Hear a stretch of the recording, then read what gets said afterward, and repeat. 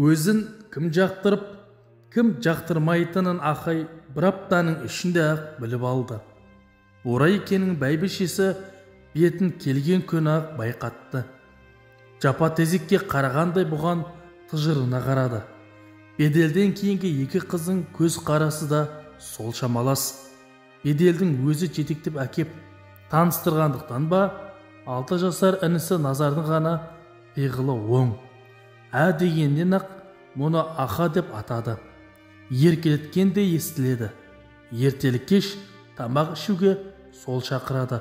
Аха жүр дейді, басын үй жағына қарай қисайтып. Тамақ ақ сары өңі де адамды баурап тұратын үні де сүйкімді. Байқауынша Назар бір бұған ғана емес, адамның бәріне үйірсек, жанасып, жақындасып, әлденені сұрап, бірдемелер айтып, үлкенмен де, кішімен де шүйіркелесе кетеді.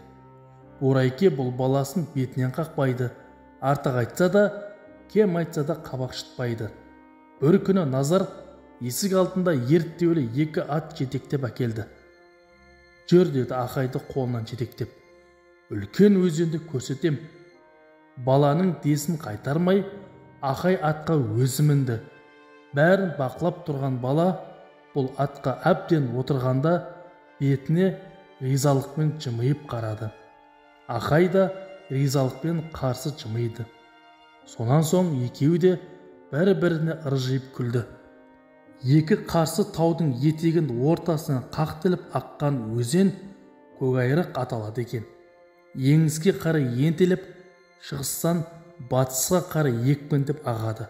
Асау суда, түсі де суық. Жолындағыны жапырып, жағасындағыны сыпырып әкететін секілді. Тым сұсты. Кенет арғы бетке өткелі жатқан Назарды көріп, Ахайдың зәресі ұшты. Назар деп тұра шауып, еңкие келіп, тізгінінен шап берді. Жоқ, болмайды, ағызба кетеді, өлесің. Мақтанғысы келді ме, әлде мұны қорқытқысы келді ме, неге өткенін білмеді. Ахайдың ащы даусы баланы бірден тоқтатты. Дір етіп тұрған Ахайға аянышпен қарады. Тізгінін қолына алып, атының басын кері бұрды. Екеуі үнсіз үйге қайтты. Мына бала болатын бала, деді Ахай іштей ой түйіп. Тым батыл. Батыр Қонтайшының өзін іздетіп жатқанына Ахай кәміл сенді. Тек қанша іздейтінін, қашан табатынын, қалай алып кететінін анық болжай алмады. Бір күнге ұқсап, кей күнге ұқсамай, өмір осылай өз арнасымен ағып жатты.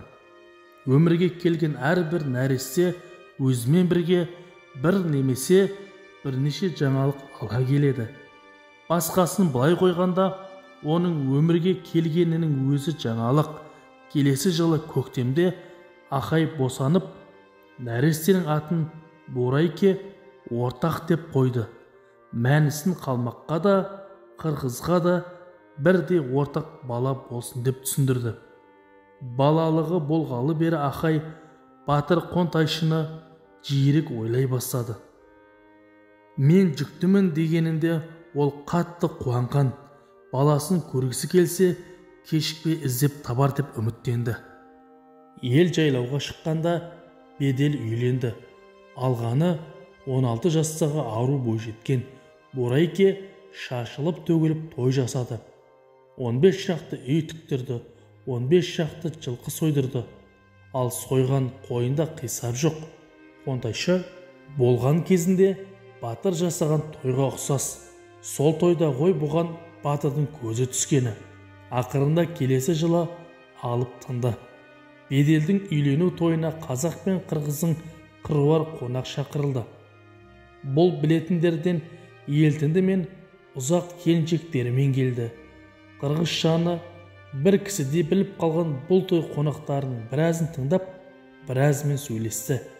Борайкенің құдасы Ұзақ Батырдың әкесі Солтанғұл деген кісі. Көз алдынан әлі кетпейді. Не деген бас, не деген үлкен адам. Бір үйге бір өзі сиятындай зор. айдалада алдыңнан шыға келсе, шошығанынан жүрегің жарылып кететін шығар. Бір Ақай емес, тойға келген талай қырғыз Сұлтанқұлды бір көру үшін ол отырған үйге сабылды. Көз көргендер емес пе, елтінді мен ұзақ Ақайға келіншектерін ерте келіп амандасты. Қалай қырғыздар, қоқый деп қорқытқан жоқ па деді. Ұзақ мұртын ширата күліп. Қорқытса айт, ана менің қатыным Борайке, атаңның қызы, кегіңді осыдан алып берем. Жоқ, қорқытқан жоқ. Балам емшекте, өз билігім өзімде, тұтқын деген атам болмаса, тұтқынға ұқсамайтын өмір сүріп жатырмын. Әзірше қонтайшыңнан хабар жоқ. Бәлкім қайта екеніңді біле алмай жүрген шығар. Бәлкім ел басқарудан қолы тимей жатқанда шығар. Мені іздемесе де баласын іздер, жүкті екенімді біледі, өзі де ай күнімді есептеп жүретін. Ақайдың бір байқағаны ұзақ жездесін Назар өте жақсы көреді.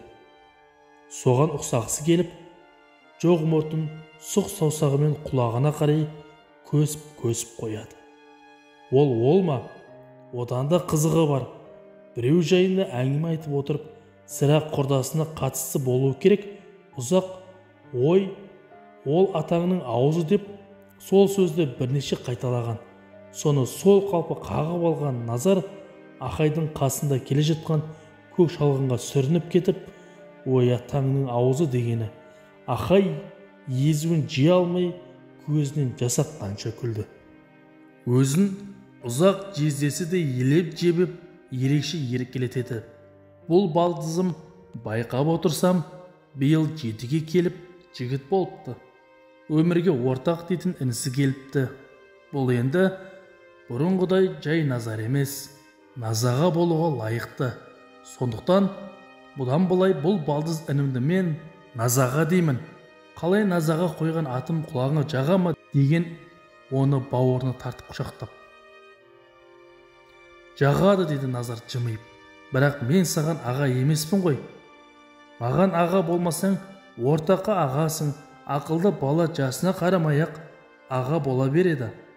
Сол сөздің ұнағаны сонша көзінен нұр шашырап, Назар ұзақ күлімсіреп отырды. Сол кеште тағы ұзақ Назаға қайда кетіп барасың деп еді. Бәсіре құнанымды суғарып келем, деді жаңа атымен атағанға маңғаздана жауап қатып.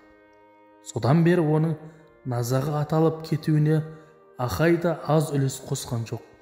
Басқаларды былай қойғанда, әкесі Борайке де оған әй Назаға деп сөйлейтін болды.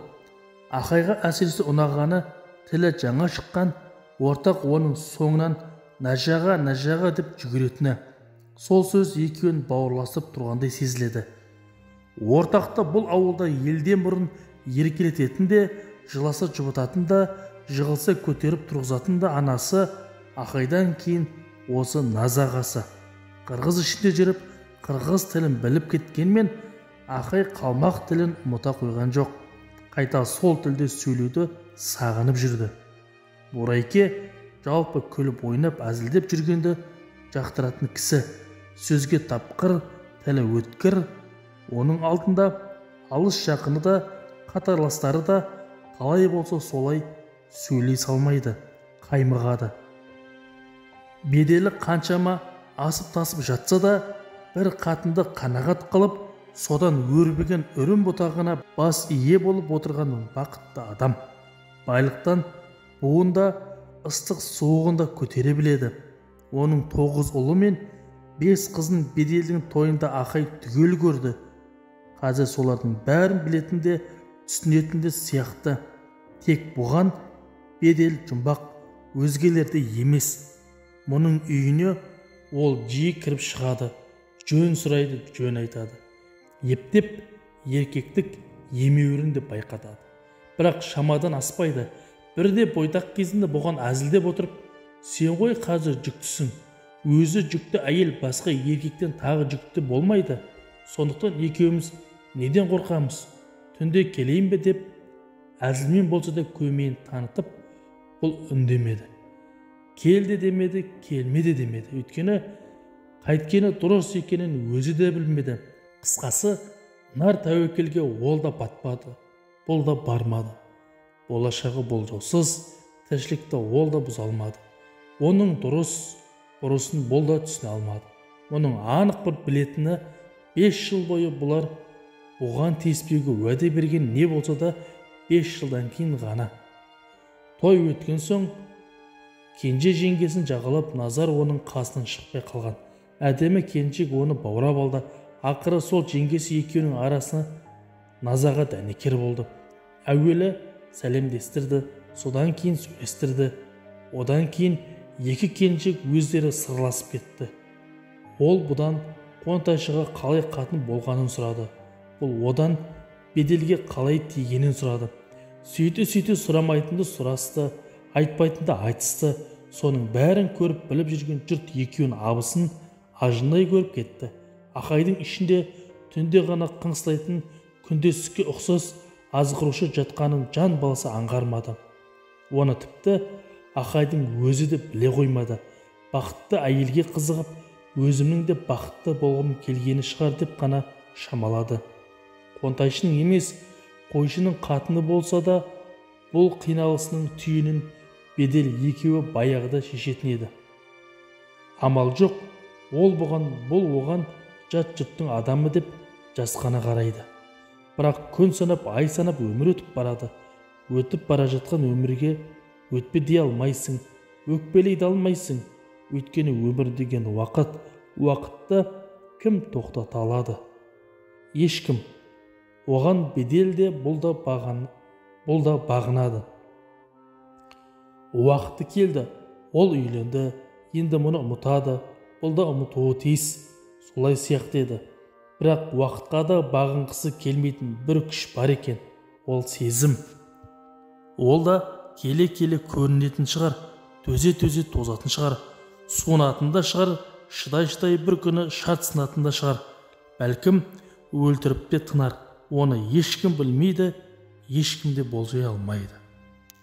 Бір кеште қасына Назағасын ертіп бедел келген, күзеуде ошаққа от жағып, ортақ екеуі дастархан жайып тамақ ішкеле жатқан. Кеш жарық, деді бедел үйді басына көтер амандасып. Төрлетіңдер, деді Ақай орнынан ұшып түрегеп.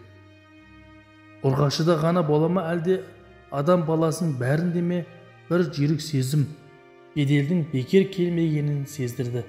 Көзінде ме, өңінде ме құпия бірдеме қылт ете қалып, қайта жасырынды. Бұл да не айтса да, айтса екен деп күтті. Құпия сақтауда сыздаған жараға шыдаумен бірдей, ал сыздаған жараның жаныңды қинай бергенше жарылып таңғаны тәуір. Шексіз шыдай бергенің азабы ақылыңнан адастырардай ауыр. Біздің елдің салты бойынша ешбір ұрғашы бас иесіз болмайды, деді бедел, оның бетіне барлай қарап отырып. Сенің де бас иесіз болмағаның дұрыс. Мен саған соны айтқалы келдім. Ақай не дерін білмей састы. Себебі беделдің айтып отырғаны анау-мынау емес. Мен сені алам дегені еді. Ары отырды, бері отырды, жөнді жауап аузына түспеді. Себебі бұл сұраусыз адам емес, артында айбары адам шошытатын Қонтайшы тұр. Бедел де бәрін бір өзі шеше салатын соқы басты адам емес. Оның артында келіншегі, әке шешесі, қайын жұрты тұр. Қай жақтан қарсы шығарын, қай жақтан құп көрерін ешкім білмейді. Сондықтан амалсыз айла бұлтаққа салды. Қонтайшының да қатынын көрдім деп мақтану үшін болмаса, мені қатын қылғанын қандай жақсылық табасың? Бір жинаған беделіңді бір-ақ күні төгіп аласың ғой. Жиған беделімді сен үшін төксем, төгіп ағалайын. Тек әйтеуір бедел деген өз атым қалсы жарайды. Жоқ әлде мені жақтырмайсың ба? Неге жақтырмаймын? Қонтайшының 8-ші қатыны болғанда, сенің 2-ші қатының болудан қашайын ба? Тек саған кесірім тимесін деймін де. 5 жыл күтеміз деген уәделерің бар еді ғой. Сол 5 жылды күтейік. Сен де шыда, мен де шыдайын. Жарайды, Құдай шыдатса шыдайын. Жүр Назаға, осы сыйымызбен жөнімізбен қайтайық деген бас салбырап. Адамның да елдің де түбіне нені түсіну мен нені түсінбеу жетеді. Түсінгендердің тіршілігі бір бөлек, түсінбегендердікі бір басқа. Бірі жарасып жатса, бірі араздасып жатады. Қырғыз бен қалмақтың жарасар жараспасында Ақайдың болашағында Қонтайшы шешеді. Тек қалай шешілетін ешкім алдын ала білмейді. Жанымды жақсы көрем, сенен туған ұл өзіме татқан батыр болады.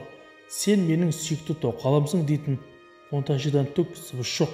Сырттай сездірмегенмен іштей Ақай әлдебір хабарды үнемі күтеді. Күдіктенетін де сезіктенеді. Кейде түңіледі, бірақ бәрібір үміт үзбейді. Көп қатыны бар Қонтайшыға бір қатынның бары да жоғы да бірдей шығар деп кейде тіпті жылап та алады. Сәлден кейін ел басқару оңай ма, шоласы болмай жатқан шығар деп тағы өзін жұбатады. Таң сыз бері қарау оянды. Оянбас беді, зәр қысып оятты. Қараңғылықтың ар жағынан аршалы бетке перде тұтып қойғандай қараутады. Етек жақ ақшулан тартып, айран бет деніп қалыпты. Үйдің іргесінен аулақтай беріп, анадайда сұлап жатқан Қонтайшыға көзі түсті. Өліп қалған екен деп бұтына жіберіп қоя жаздады. Жата қып жүрегін тыңдады. Тамырын басып көріп, жаны бар екеніне көзі жетті. Асықпай ашаның түбіне барып, зәрін төгіп қайтты. Содан соң сүйрей көтеріп Қонтайшыны үйге кіргізді. Үйде кіші тоқалы жоқ болып шықты. Бұл қалай? Қайда кетеді? Ана тұтқын екеуі тату сөйлесуші еді. Сонымен қашқаныма жүгіріп барып үй қамақтың есігін ашты. Жәңгір жоқ. Солай екеуі қашыпты. Жай қашпай Қонтайшыны жайратып қашыпты. Енді сөз жоқ. Қонтайшының інісі мен ұлдары мұны жайратады. Қайда барады, қайда қашады, барар жері басар тауы жоқ. Ойбайлаған қарауыл жұртты таң бозынан дүрліктірді. Қарауылдың айтқанына нанған жұрт кіші тоқалды жабыла жамандап жатқанда, біреулер су жағасынан байлаулы жатқан атшы қалмақты тауып әкелді. Оның айтқанын естіген соң, батырдың үлкен інісі Шоқыр қарауылды жүн сабағандай сабады. Оны жұрт жабылып жатып әрең ажыратты. Қонтайшы түс әлетінде әрең ес жиды. Есін жиған заматтақ масқара болғанын білді. Қасында інілері Шоқыр мен Байбағыш үш ұлы шоқиып отыр екен. Көзін ашқанын көріп, бәрі үймелеп бетіне үңілді. Әке, қалайсың деді ұлы. Сенге батылдық танытып, Қонтайшы үндемеді. Олардан басқа ешкім жоқ па дегенде, есіктен төрге дейін көзін төңкеріп бір сөзіп шықты. Қатыны көзіне түспеді. Оған ана оңбағандар ойына келген істеп кеткен шығар деп шамалады. Сөйлейін десе, тілінің бар жоғы сезілмеді. Таңдайына жабысып қалған ба, әлде әлгілер жұлып тастаған ба, қайта-қайта жөткірініп жатып, үнін әзер шығарды. Ақайды шақыр. Ол жоқ деді Шоқыр құлағына еңкейіп. Қазақтар байлап әкетіпті. Қонтайшы көзін қайта жұмды, түсінді. Қазақтар Жәңгірді де қатынын да алып кеткен екен. Енді қайтты. Қойнындағы қатынынан, үйінің іргесіндегі тұтқынынан айырылып, өзінде қорғай алмай талып қалған Қонтайшыны халық енді қалай құрметтейді? Ызадан басы айналып бара жатты. Барыңдар деді қабағын шытып. Шоқыр, сен қарауылды шақырып кел. Қонтайшыға келе жатып, қарауыл көзі қарауытып, екі мәрте сүрініп кетті. Көзінен де, аяғынан да әл кетіп бара жатқандай. Өлтіріп-ақ кеткені жақсы еді деді өкініп. Жаласын қазақтарға жауып, өзім-ақ өлтіре салуым керек пе еді әлде? Сен түнде қайда болдың деді Қонтайшы бірден ақырып. Жанымды қиыңызшы, қара басып ұйықтап қалыппын. Сіздің сұлап жатқаныңызды көріп шошып кеттім. Сізді үйге көтеріп кіргіздім де, ініңіз бен балаларыңызға барып айттым. Оларға не айттың? Бәрін айттым. Жау келгенін айттым. Иттің баласы, сен ұйықтап қалмағанда біз бүйтіп масқара болмайтын едік. Түсінесің бе соны? Түсінем, тақсыр, түсінем. Шыбын жанымды қиыңызшы. Жалғыз тұтқынға ие бола алмаған сенің шыбын жаның кімге керек? шық, мына иттің елге көрсетіп тұрып басын ал, келгендерді көрген тағы кім бар, деді шоқырға. Атшы көріпті, қазір шақырайын. Аман қалғаным үшін де жаза тартар ма екем деп атшы босағаны буыны құрап аттады. Сен оларды қалай көріп жүрсің? Атымды суға ұруға барғам. Судың жағасында 2 адам тұр екен. Қанша? 2-ақ па? Иә, бойы да ұзын, қолы да ұзын біреуі аттан мені жұлып алып, аузыма орамалын тығып тастады. Екеуі ай батқанша күтіп отырды да, көп кешікпей мені аттан жұлып алған қара мұртты дәу жәңгірді көтеріп әкелді. Ақайды орта бойлы жауырынды екіншісі қолтығына қысып алып келді. Қолтығына қысқаны қалай? Бір қолмен аузын басып, бір қолмен белінен қысып, кәдімгі ағаш көтергендей көтеріп келді. Атқа жәңгір қалай мінді? Аяғында кісен бар еді ғой. Әлгі 4 қазақ қолмен бырт еткізіп үзе салды. Ақай оларға қарсыласпады ма? Дегісі келді де, оның өзіне абырой әпермейтінін сезе қойды. Бар, деді, атшыға есікті иегімен нұсқап. Қонтайшы қотанынан шықпай апта бойы ой құшағына жатып алды. Қапы қалғанына қатты күйінді. Қазақ құрымай қалмаққа жақсылық жоқ деген ойға бір жола бекіді. Алайда қазақ біткенді жер бетінен жойып жіберуге бұлардың шамасы жете ме? Оларды құртам деп жүріп, өздері құрып кетпей ме? Кім көмек береді бұларға? Орыс па, әлде Қытай ма? Оларға сенуге бола ма? Сену үшін оларға сұрағанын беру керек әрине. Екеуі де бізге тыныштық бер дейді. Берейін десем, бір табындап, 2 табындап жеріңе кіре береді. Сібірдегі Көшім ханның көзін құртқалы бері татар мен башқұртқа, қазақ пен қалмаққа да тыныштық бермей отырған орыстың өзі бірімізге айдап салады.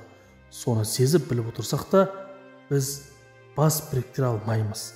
Себебі әркімнің мақсаты әр басқа. Қазақтың қылығына қарап қалмақтың жағдайын жақсы елестетуге болады. Мәселен, Ташкеннің ханы болған Тұрсында қазақтың ханы Есімде, Көшімнің ұлы Есімде бәрі Шыңғыс ханның ұрпағы.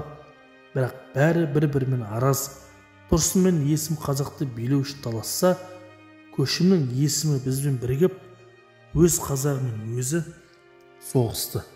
Мен өрлік тайшының үлкен қызын алсам, ол кіші қызын алды. 3 жыл бойы бізбен бірге қазаққа, моғолдарға қарсы соғысып жүріп, ақыры қатынынан айырылып тынды. Ол оралғанша басқаға теп кетіпті. Енді бізге күйеу бала болып жүр. Не елі жоқ, не жері жоқ. Ығына жығыла берсек, орыс бізді де сөйтпек. Бізді бір-бірімізбен тату қылмайтын тағы бір тажал, атақ пен байлық. Шындап келгенде екеуі бір ұғым. Атақсыз байлық жоқ, байлықсыз атақ та жоқ. Басқаны айтпай-ақ қойғанда, кенже інім өліп еді, соның байлығымен адамдарын бөлісе алмай 2 інім Шоқыр мен Байбағыш бір-бірімен соғысты. Мен ара түспегенде бір-бірін өлтіріп тынар еді ме? Тынар ма еді? Кім біледі? Билік пен байлық үшін ешкіммен таласпай-ақ қояйын десең, басыңа шығып кетеді. Ол бір бітпейтін және ештеңеге бағынбайтын бәсеке. Ал атақ пен байлыққа таласқандарды тоқтатпасаң, олардың басын біріктіре алмасаң, біріге алғандардың жемі боласың. Сондықтан Қонтайшыға күш керек. Елді де, жауды да күшпен бағындыруың керек. Қалмақты қалай бақыласа, орыстар қазақты да солай бақылап отыр. Ол күшті жау, күшті көрші. Оны алдауға болар, бірақ онымен соғысуға болмайды. Сондықтан ондай көршілермен тату тұру керек. Ал өзі шамалас қазақты бұл бағындыра алса, онда мұны өз жұрты күшті көршілер де сыйлайтын болмай ма? Өз кезегін өзі ала алмаған халықты кім сыйлайды?